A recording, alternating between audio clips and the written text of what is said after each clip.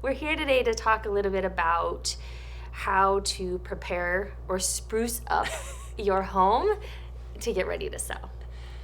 So 5 different ways that we came up with. The first is curb appeal.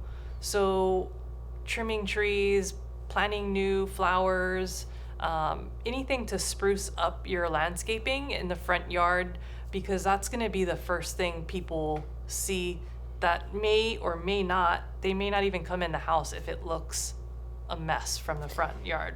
Yeah, and for the most part, landscaping, I think, is something that like most people could probably do like on their own. So it's something that like you could kind of, reduce the cost of and still make a bit of an impact. So first is landscaping. Second, I think we said, is paint. And not necessarily even just repainting your whole interior, maybe freshening that up a bit, but just paint is so inexpensive and makes such an impact, whether it be interior, whether it be exterior, whether you paint your front door a pop of color, whether you're painting garage door, whatever it is, to like kind of freshen and make more like some statement areas. You should probably paint your purple wall. We don't want purple walls. That'll help a lot.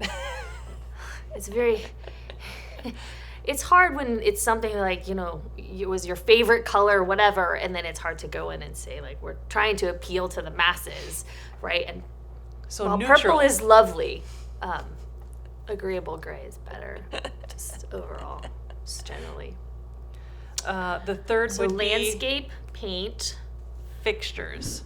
So whether you're changing out doorknobs, if you have something that's not working, or just maybe not the prettiest pulls on your cabinets, those are 2 super inexpensive things that most people can do themselves. as long as you measure correctly and take your little space between whatever your pull is and take that little space to Home Depot, so you're not trying to re-drill, and leave a little hole in between wherever you end up putting Correct. that.